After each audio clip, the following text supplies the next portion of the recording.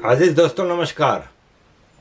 अजीज दोस्तों, ये जो आप पिक्चर देख रहे हैं ये ऊपर 1945 की है टोक्यो की, और 2021 की टोक्यो की नीचे है।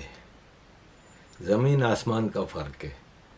मैं ये तस्वीर देख के मैं यही सोचता रहा कि पॉलिसीज़ का फ़र्क होने से कितना फ़र्क पड़ता है। 47 में पाकिस्तान बनता है, 45 में सेकेंड वर्ल्ड वार ख़त्म होती है, जापान तबाहशुदा कंट्री होता है, तबाह इकोनॉमी, तबाह सोसाइटी, टोटल आप एक कंट्रोल्ड मुल्क, एक ऑक्यूपाइड मुल्क जैसी सिचुएशन में आ जाते हैं, जहाँ पे आपके कंट्रोल, आपका पॉलिटिकल कंट्रोल सारा अमेरिका के हाथ में। और इन सारी सिचुएशन में आके जापान आज 80 साल के बाद हम जब देखते हैं तो कहाँ से कहाँ पहुँच गया। अगर पाकिस्तान भी उस वक्त इतनी ज़बरदस्त इकोनॉमी शुरू में चलानी शुरू की थी, सब कुछ था, तो आप इंसान के बच्चे बन के मुल्क को बेहतर चलाते, बजाय इसके कि आपने पंगे लेने शुरू किए जंगें और दूसरे मुल्कों में। और एनीवे अजीज दोस्तों, इसका मतलब है हमने लोकल मशीनरी नहीं बनाई। ये जीटी रोड वाली मशीनरी वो नहीं होती, ये सोफिस्टिकेट मशीनरी हमने इंपोर्ट कर ली जर्मनी से, यूके से, अमेरिका से। अच्छा। तो हम अपने पाँव पे खड़े नहीं हुए। इसी तरीके से हमने गाड़ियाँ इंपोर्ट करनी शुरू कर दी, बिकॉज हम बना नहीं सकते थे। आज तक हम गाड़ी नहीं बना सकते। हमें ये कहा गया था कि आपको हम इंपोर्ट करने देंगे गाड़ियाँ, इतने इतने साल आप पूरी गाड़ी इंपोर्ट करें, इतने साल आप आधी गाड़ी इंपोर्ट करें, इतने साल आप पूरी गाड़ी यहाँ बनाएं जी। आज तक 50% से गाड़ियाँ जो है यहाँ असेंबल करते हैं, मगर गाड़ी बना नहीं सकते। बाहर से मंगवा के सारी चीज़ें यहाँ नट बोल्ट इकट्ठे कर देते हैं। तो बात यह है कि ये सारी इकोनॉमिक पॉलिसी की इशू है। इंडिया ने हैवी इंडस्ट्री पहले बनाने लगाई पिछले, इसीलिए उस ज़माने में कहते थे हिंदू रेट ऑफ ग्रोथ 2% 3%। अच्छा। मुश्किल हालात, बेस बना रहे थे वो लॉन्ग टर्म। हम 4%, 5%, 6% पे भाग रहे थे। बड़ा यार मजा आ गया जी, मरम पट्टी कर रहे थे हम ऊपर ऊपर, क्योंकि हम सारा कुछ इंपोर्ट कर रहे थे और अमेरिका दे रहा था। जी दे रहा था। जाहिर है उनके तो सेल हो रही है ना, हम उनको तो एशिया कर रहे थे। हमने कभी यहाँ जिसे कहते हैं सीरियस इकोनॉमिक डेवलपमेंट तो की नहीं। जो पैसा आता था बस वो कुछ हथियार ले लेते थे, कुछ इधर करता होगा। सब जगह पे प्रोटेक्शन दे के हमने किया और अपने चुने चुने एलीट वाले को ये हमारे सेठी साहब थे, नजम सेठी, फरमाते हैं कि इंडिया का ग्रोथ रेट शुरू में बहुत स्लो था, क्योंकि इंडिया हैवी इंडस्ट्रीज लगा रही थी जिसकी फाउंडेशन बहुत मजबूत होती है। जबकि हम लोग मजाक उड़ाते थे कि हिंदू हमसे इकोनॉमी में पीछे हैं, हिंदुओं की इकोनॉमिक रेट हमारे से बहुत ख़राब है, क्योंकि हम इंपोर्ट करते थे ज़्यादातर चीज़ें, कुछ भी बनाते नहीं थे। अब इंडिया कहाँ है और हम कहाँ हैं ये सामने आता है। तो भाई साहब, ये हमारे कैसर बंगाली साहब हैं, बहुत ज़बरदस्त इकोनॉमिस्ट हैं, ये कह रहे हैं कि भारत आखिरी बार आईएमएफ के पास 1991 में गया था। पाकिस्तान दुनिया का वो ओनली कंट्री है जो हर साल आईएमएफ के पास जाता है और आईएमएफ के साथ चल रहा है। ये आईएमएफ से निकलना ही नहीं चाहता, मुफ्त के पैसे मिलते हैं, खर्च किए जा रहे हैं, कर्जे सूद पे मिल रहे हैं, लेकिन आने वाली नस्लों का क्या होगा। अजीज दोस्तों, क्योंकि आपकी जो टीम है, जो गवर्नमेंट में बैठी है टीम, चाहे आप इसको मिलिट्री साइड ले लें, पॉलिटिकल साइड ले लें, कैपेबल तो दोनों नहीं है ना। इकोनॉमिक पॉलिसी ऐसी हासिल की गई हैं जिससे कि ना तो आप प्रोडक्शन पे जोर दे रहे हैं, ना आप एक्सपोर्ट को बेहतर कर रहे हैं, आप इंपोर्ट पे इंपोर्ट कर रहे हैं, जिससे कि डेफिसिट होता है एक आपकी फाइनेंशियल सिस्टम में, सारी चीज़ों में।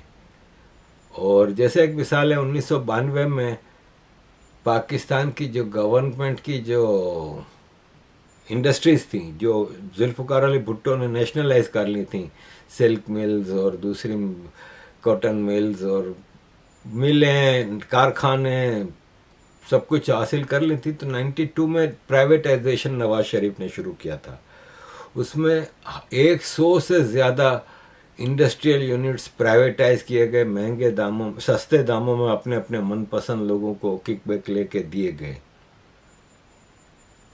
उनमें से 100 में से 95 उसी साल बंद हो गई।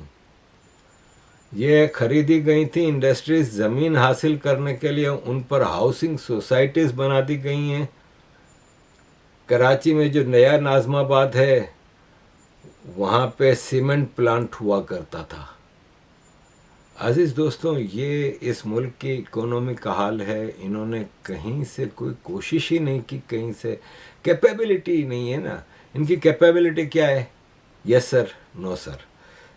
अमेरिका की इंडिपेंडेंस को 250 साल हो गए। इसकी सेलिब्रेशन पूरी दुनिया में अमेरिकन एम्बेसीज मना रही हैं। सोशल मीडिया का ज़माना है, तस्वीरें, फ़ोटो, वीडियो सामने आ ही जाती हैं। किसी मुल्क में वहाँ का सिटिंग प्राइम मिनिस्टर, तो पूरी कैबिनेट, तो पूरा गवर्नमेंट का सिस्टम अमेरिकन एम्बेसी में 250th एनिवर्सरी मनाने के लिए पहुंचे हुए थे। मतलब हु इज हु होता है ना, कि पूरी एक हु इज हु है कि जितने गवर्नमेंट के लोग हैं, बस नहीं चलता, आसिफ जरदारी प्रेसिडेंट भी पहुंच जाता। मतलब आपकी कैपेबिलिटी ये है। वहाँ भी आपको पता है कि पाकिस्तान में कई सालों से अमेरिका का कोई एम्बेसडर नहीं है।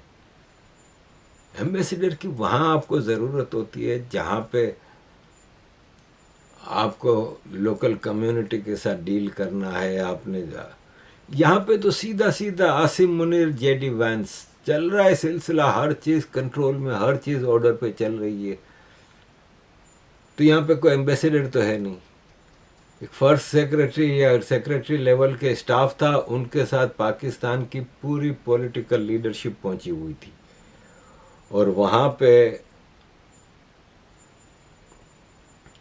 उन्होंने ये कहा स्पीच करते हुए, नताली बेकर ने, जो डिप्टी चीफ हैं मिशन की अमेरिका के एम्बेसी की, इन्होंने कहा 2025 मई में जो सीज़ फायर इंडिया के साथ हुआ था, इसके लिए शहबाज शरीफ और आसिम मुनीर ने कई कॉल्स की थी प्रेसिडेंट ट्रंप को ड्यूरिंग द क्राइसिस। उन क्राइसिस के जो 2-3 दिन थे उसमें कई बार प्रेसिडेंट ट्रंप को कॉल की थी।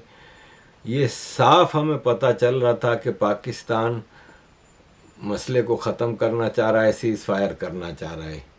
तो ये आपका लेवल है भाई साहब। हम इस पर क्या कर सकते हैं? मिलिटेंसी की बात करें तो दुनिया का बेस्ट गवर्निंग सिस्टम बकौल डोनाल्ड ट्रंप के पाकिस्तान में है, जहाँ पे फील्ड मार्शल शहबाज शरीफ की इज़्ज़त करता है, शहबाज शरीफ फील्ड मार्शल की इज़्ज़त करता है। बहुत खूबसूरत सिस्टम चल रहा है। इकोनॉमी का आपको मैंने बताया कि क्या हाल है। ये आप देखें कि मिलिटेंसी का क्या हाल है। मिलिटेंसी का ये हाल है कि 2017 में 3000 लोग मरे थे, और 1500 लोग, 1700 लोग मरे थे। और आप अगर 2023 से देखें तो ये पूरा ग्राफ ऊपर जा रहा है। अब 750 इंसिडेंट्स हुए हैं, 750 इंसिडेंट्स हुए हैं, जिसमें मरने वाले लोगों की तादाद 3000। आप हर चीज़ इंडिया के ऊपर डाल देते हो कि इंडिया कर रहा है, इंडिया कर रहा है। आपको लोकली बैठ के सिस्टम नहीं समझ में आता क्या? बलोचों से बात नहीं की जा सकती क्या? आप बलोचों की जो ग्रास रूट मूवमेंट्स हैं इस वक्त, बाहर से कौन सपोर्ट कर रहा है? अरे बाहर से बलोच खुद इतने स्ट्रांग हैं जो सपोर्ट करे बगैर भी चल सकते हैं। यहाँ पे खान ऑफ कल्लात और मरी ख़ानदान और बुकटी ख़ानदान, और यहाँ पे एक से एक इनके अमीरजादे हैं जिनके पास इतना पैसा है। मूवमेंट चल रही है भाई। आप उसको तवज्जो नहीं देना चाह रहे, आप हर चीज़ इंडिया पे डाल रहे हैं।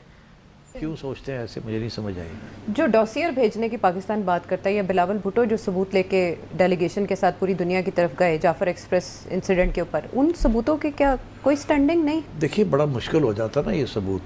या तो हो ना आपके पास, आपने कोई लोग गिरफ़्तार किए हों, आपके पास टेस्टिमनीज़ हों, हमें पता है कि ये हो रहा है। जो लोग हम अरेस्ट भी करते हैं वो शायद टेस्टमनी देने से इनकार कर देते हैं, बट वी नो और एजेंसीज नो ये कहाँ से हो रहा है, कैसे हो रहा है। बट क्या इसको डोसियर बना के दुनिया को कन्विंस करने के लिए इतना मटेरियल है कि नहीं है? इंडिया जो है वो तो अभी भी डबल डॉक्ट्रिन यही है कि पाकिस्तान को हमने नहीं रहने देना, कमज़ोर करना है, आज़ाद कश्मीर को ले लेना है, ये करना है, वो करना है। So we have to be on alert all the time. But इसका ये मतलब नहीं जैसे जाके हमला कर दिया उन्होंने। अभी सेठी साहब फरमा रहे थे ना कि हमारे पास जाफर एक्सप्रेस की हाईजैकिंग में इंडिया के इन्वॉल्वमेंट का कोई सबूत नहीं है। तो नहीं है तो फिर आप क्यों फजूल में लंबी लंबी छोड़ते हैं? अब यह है कि इकोनॉमी का यह हाल है कि इंटरेस्ट जो कर्जा लिया है उसका इंटरेस्ट जो है ना वो डिफेंस बजट से 3 गुना ज़्यादा हो गया है। आप अंदाज़ा लगाएं कि जो आपने कर्जे लिए हुए हैं उसका जो इंटरेस्ट है वो डिफेंस बजट से 3 गुना ज़्यादा हो गया है। ये इस वक्त आपकी सिचुएशन है। ऐसे में ये है कि आप हर बात को बाय फोर्स इस्तेमाल कर रहे हैं।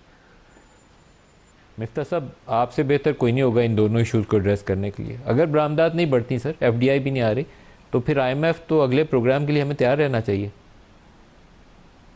बिल्कुल, इसमें कोई मेरे जहन में कोई भी इबाम नहीं है कि हमें अगली आईएमएफ का प्रोग्राम में जाना पड़ेगा, और अगर यही हमारा तेवर रहे तो उसके बाद एक और प्रोग्राम में जाना पड़ेगा।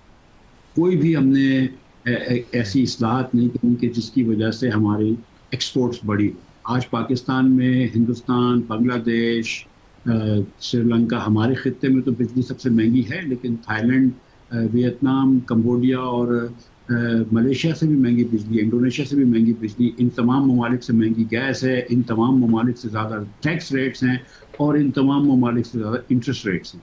तो कोई सेंस नहीं है कि पाकिस्तान की बरामदात बढ़ें। आप शहजाद सलीम साहब को बुरा भला कह, आप काम नहीं करते, आपको एक्सपोर्ट्स नहीं आता, लेकिन सच्ची बात यह है कि शहजाद साहब जब जाते हैं बैनुल अक़वामी मंडी में तो इनको पूरी दुनिया के लोगों से compete करना पड़ता है। उनकी सस्ती हो, उनके इंटरेस्ट रेट सस्ते हों, उनके गैस सस्ती हो, उनका पॉलिसी रिजीम में रेट्रोस्पेक्टिव टैक्सेस ना हो, तो शहजाद साहब compete नहीं कर सकते।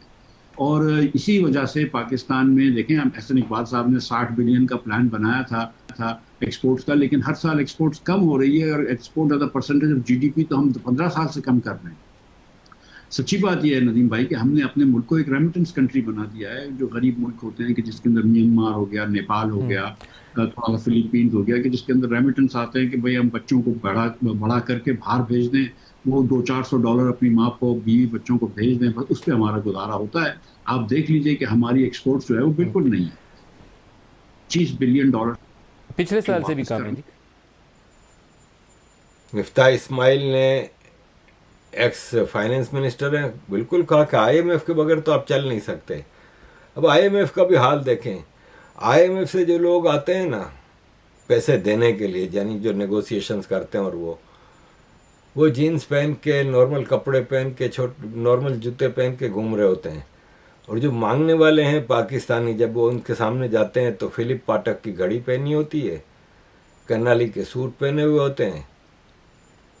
तो ये तो आपका हाल है। जब आप मांगने जाते हो, भीख मांगने जाते हो तो आप पूरा हवाई जहाज भर के डेलीगेशन लेके जाते हो, फिर विद खानदान, बीवी बच्चे समेत, और फिर वहाँ पे सबको 5 स्टार होटलों में ठहराते हो। फिर आप वहाँ पे इतनी महंगी महंगी गाड़ियाँ किराए पे लेके रखते हो। तो भीख देने वाला भी सोचता है कि साला जितनी मैं भीख दूंगा उसका आधे से ज़्यादा तो यहीं खर्च कर गई है। और इनका जो वे ऑफ गवर्नेंस है वो इतना, मतलब आप ये बताएं कि पंजाब की चीफ मिनिस्टर की दौड़ कितनी है। पंजाब की चीफ मिनिस्टर की सारी जो पावर है या जो इसकी पॉलिटिक्स है वो पंजाब तक है। कितना बड़ा है पंजाब। आपने एक हवाई जहाज़ लिया हुआ है, लग्जरी हवाई जहाज़, जो कि बड़े बड़े सुपर स्टार्स के पास होता है। उसमें अपनी सहेलियों के साथ जहाँ मूड होता है चली जा रही हैं। तो अजीज दोस्तों, इस मुल्क में आप सुधारे के लिए कुछ देख नहीं रहे, मतलब नज़र नहीं आता कि आदमी सोचे भी कि यार इस मुल्क में कोई पॉसिबिलिटी है कि इस मुल्क में थोड़ा कोई सुधारा होगा। अंदाज़ा लगाएं कि बलूचिस्तान से जो गैस निकलती है वो फौजी फाउंडेशन को दी जाती है। पानी से भी सस्ते में फौजी फाउंडेशन को जो बलूचिस्तान की गैस बेची जा रही है वो पानी से भी सस्ते में, जो जितनी उसकी प्रोडक्शन कॉस्ट है उसका भी 13% में आप बेच रहे हैं फौजी फाउंडेशन को। तो भाई साहब इस मुल्क को आप कैसे चलाओगे फिर? तो अजीज दोस्तों, गवर्नमेंट का सत्यानाश हुआ है, कोई ऐसा सिचुएशन नहीं है। President of all Pakistan traders association ने कहा है प्रेस कॉन्फ्रेंस में कि 70 साल में हमने ये हालात नहीं देखे जो इस वक्त है। ट्रेड और सेल्स जो है वो 70% कम हो गई है। अजीज़ दोस्तों, ऐसी ऐसी मेरे पास चीज़ें हैं कि मैं सोच में पड़ गया हूँ कि ये मुल्क चलेगा कैसे, ये मुल्क आगे कैसे बढ़ेगा अगर इसके यही हालात रहे। और यह है कि 2014 में $1 98 पाकिस्तानी रुपए का था, आज $269 रुपए का है। तो अजीज़ दोस्तों, जिस मुल्क की सिक्योरिटी सिचुएशन तबाह हो, जिस मुल्क की इकोनॉमी तबाह हो और जिस मुल्क का सोशल फैब्रिक तबाह हो, उस मुल्क को कब तक अमेरिका धक्के दे के चलाएगा ये हमें देखना होगा। अजीज दोस्तों, thank you very much for all your support, kindly keep supporting. जो धोखा दिया गया मुझे नहीं दे सके, अल्हम्दुलिल्लाह। बर्रे सगीर पे मुसलमानों की हुकूमत, ये तो 1000 साल कहते हैं, 1000 नहीं है, वो 850 साल को बनती है। हमारी तो 2023 में नहीं है पाकिस्तान पे मुसलमानों की, अवाम की, आम आदमी की हुकूमत नहीं है ना? नहीं। अच्छा, वो क्या थी? गैर मुल्की मुसलमान हुक्मरान खानदानों की हुकूमत। बिल्कुल ठीक, बिल्कुल ठीक। अपने मुहावरे सुने कभी? 2 वक्त की रोटी, पेट में गया चारा, कूदने लगा बेचारा। सही। जिसके घर अनाज, वो पता नहीं उसका, हाँ उसका कोतवाली राज। ये तो औकात है हमारी।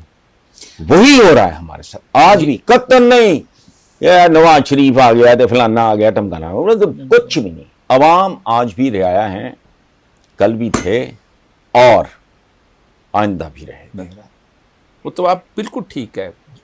यानी पुराना प्रताप सिंह का सिपह सलार मोहम्मद खान सोर था और अकबर का जो था वो था मान सिंह। सुभान अल्लाह।